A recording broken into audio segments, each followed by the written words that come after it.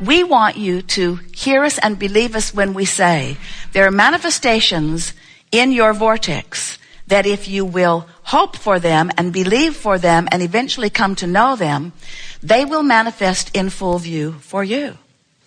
Have you ever had an experience of sharing the planet with others who don't see it the way you do? Has that ever happened to you? Have you ever been in a particular place in time where you were laughing and someone else was crying and you were standing in the same space?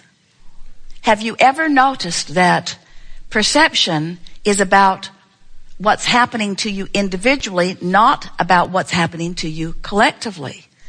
But if you are able to drum up enough attention to the collective from CNN does a good job of it and so forth, that the individual perspective is then skewed by the larger perspective, then you begin feeling much the same way, and then you begin having more and more of the same experiences. That's really what economic tides are about.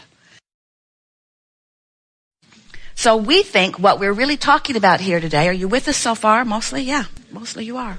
We think that what we're talking about is what manifestation really is. What is manifestation? What is it? Is it the new car that you just drove home, or the one that you hope to do soon? Is it the house on the beach? Is it the relationship that you've been yearning for? Is it the pile of money? Is it the empire you're trying to build? Is it the perfect business environment? What is a manifestation? And we notice that often when you think about manifestation, you're thinking about those things or those experiences, those pinnacle, peak kind of things, those life-changing things. Oh, I want to create, or I want to manifest this kind of lifestyle, or this kind of relationship, or this kind of work experience, or this kind of meaningful, life-fulfilling experience. And we say, good for you, good for you, good for you. But when we talk about manifestation, we're talking about right here, right now. What has manifested in your life, which means how do you feel about your money? How do you feel about your body? How do you feel about your relationships? How do you feel about your economy? How do you feel about your government? How do you feel about your world involvement? How do you feel about your ecology? How do you feel? How do you feel? How do you feel? What is your perception of life? What is your manifested right here, right now perception of life?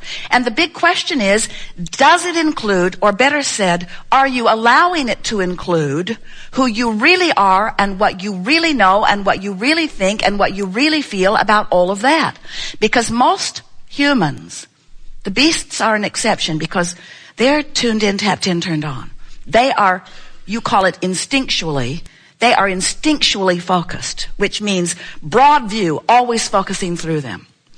But humans, we love you very much. Humans, we love you very much. Humans have managed to focus yourselves apart from the fullness of who you are, so that in many of your manifested moments, you're not allowing all that you have become. And that is so interesting to us, because all day, every day, as you've been sifting through the variety of life, it has caused you to create a vibrational version of you, which is where we stand, which is always the precursor to your manifested version. But you know what's required for your manifested version of you? Only vibrational compliance, only emotional compliance. You only got to be in the mood for what you're asking for, and it must be.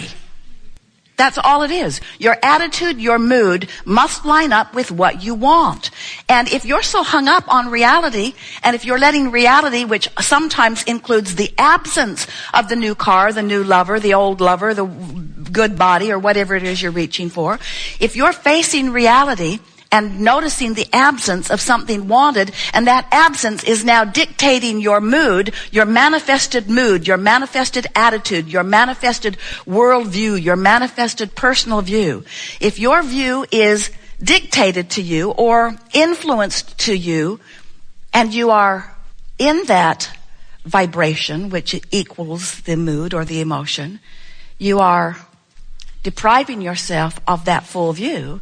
All that means is you've pinched yourself off from something that really is, and you can't see it yet. Everything is perceptual. So if you are sick, it's a perceptual thing. And often you will say, no.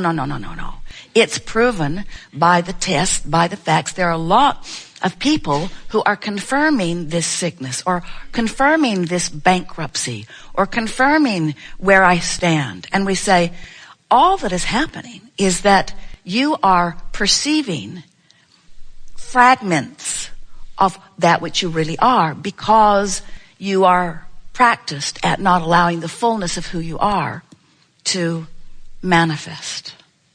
So when we talk about manifestation, what we're really talking about is your perception of what's around you, your perception of your body, your perception of your world, your perception of your economy. That's the big one these days. So many people perceiving based upon what other people are perceiving. That's like saying, well, my mother lived in the closet and her mother lived in the closet, and I thought we were just supposed to live in the closet. And I know it's not rational when I listen to you, Abraham. I know that I could just open the door and come out, but it's not easy to open the door and come out when I've been in here for so long. Now, this analogy is strong. You laughed at it at first. Now it's starting to depress you. But the reason that we offer analogies is because we want to get your attention. We would like you to leave here today saying to yourself, I want full view. I want full view, which means I want to be moment by moment, day by day, up to speed with how the source within me is viewing life. And what we mean by that is you are so much more than these physical bodies. You are so much more than this physical beingness that you sometimes or even often perceive. You have source within you. You are more vibration than you are anything else. So we would like to convince you that this is a vibrational world. It's a vibrational world that is changing constantly and has already changed in ways that please you, that you are depriving yourself of seeing because you haven't come out of the closet yet. You're still hiding from the real reality as you are scrutinizing the limited reality. And when you realize that there is a bigger reality, we want to coax you over here into this vibrational reality, this vortex of creation. We want to coax you over often enough, speaking to you in reasonable terms until we elicit from you a vibrational resonance that then gives you full view. Sometimes in your human vocabulary you say, oh, then I saw the light. Then I saw the light. And we say, yeah. That's what we're talking about. Then I remembered who I am. Then I remembered that all is well. Then I remembered why I'm here. Then I remembered who I am. Then I remembered all is well. Then I remembered who I am. Then I remembered how it feels. Then I remembered. And it's a visceral memory. It's a lighthearted memory. It's a all is well memory. It's everything is good memory. It's that it doesn't matter what appears to be through my screwy, limited, self-inflicted interpretation of manifestation. If you knew what we know, and at some level you do, if you knew that if a desire exists, it can be manifested, then wouldn't the promise of that manifested desire make it worth the unfulfilled yet desire if you really knew? Yes. So what's the holdup? How is it that you don't really know? How is it that you can live life and hatch a desire or a whole bag full of them, and even though they have not yet come into full blossoming, see it, hear it, smell it, taste it, touch it, fruition, you sometimes lose sight of the promise of it because the reality of the absence of it is so obvious? Is that what it is? So you're hung up on what is. Is that what you're telling us? Are those the words we just put in your mouth? Yes. Those are the words we just put in your mind. Because what is, you like what is, don't you? You like what is. Why do you like what is so much? What is it about this manifested moment that is so intoxicatingly important to you? What is it about what is? Well, it's because you can decipher it so fully. All of your physical senses are observing it. So you're seeing it and hearing it and smelling it and tasting it and touching it. And you say, this is reality. And we say, it is. It is reality. It is a manifestation point. Because as you're being in your now, everything that you are perceiving through all of your senses, and let's talk about the sense that you hardly ever talk about, that is the most important sense of all, and that is your emotional sense. How you feel in the moment. What you're seeing, what you're hearing, what you're smelling, what you're tasting, what you're touching, but what you're feeling in the moment. That's your manifestation point, isn't it? That's your manifestation point. The manifestation of the emotion within you is really big, isn't it? And we think that that's why your now has you so captivated. And we're not trying to talk you out of being captivated by your now. We're just trying to talk you into using your ability to focus so that as you are observing your now, you can hold yourself in alignment, or at least not so far out of alignment with the things that you have asked for that are already vibrationally gathered, that you have not yet come to the place of being able to translate in the fullness of your physical senses to the point that you call it reality or manifested. Everything that is matter is a very long-standing and therefore very evolved, that's why we use the term sophisticated thought.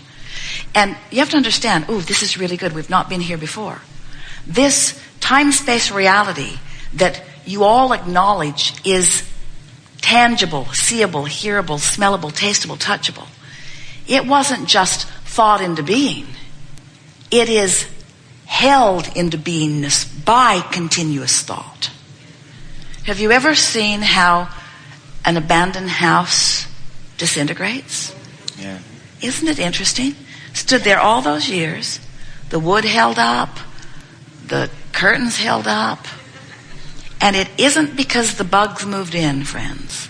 It's because attention was withdrawn from it. So the holding of it in its reality ceased. Make sense? You like that. That's good. Leading edge. So we'll say it again so that we can come back to this powerful place. This matter, this tangible, seeable, hearable, smellable, touchable reality that you all are enjoying so much wasn't just thought and then forgotten. It was thought and is remembered. Remembered by those of you who are present and calling it forward, and remembered by those like us who are focused through you into it, you see. Esther has commented on many occasions that it is so much fun to feel Abraham out there on a new thought. She knows it's new. She knows she's never heard it before. She knows she's never understood it before. She knows it's never been this big before. She knows that it is happening in this moment as a leading edge, co-creating an experience with those like you who have gathered. And all of you are right there with it. Yahooing at the right moments, feeling exhilaration at the right moments. You're right there because it's a co-creative dance where we are all tuned in and we are on this leading edge together. And it's that thought, those moments that many of you recognized even as we were speaking about it here. Those are the moments that let you understand fully what we just said to you about leading edge and source all being right here. Religions have been trying to sort out what is non-physical for a very long time, and they have done a terrible job of it. A terrible job of it because they continue to speak of the separation. They continue to speak of loss in death when there couldn't be anything that is further from the truth. They continue to speak of separation. They continue to feel it as they put themselves as mere mortals. Imagine that. Mere lousy, crummy mortals. Mere mortals, mere dysfunctional. They don't usually use the word dysfunctional. They usually use words more like unworthy or sinning. Mere, crummy, rascally mortals who are here in order to suffer yourself into worthiness later. And we say, how does that work? How do you do that? And so we want you to feel the fullness of all that you are. Not just the fullness of all that you are, the fullness of all that we are, and not just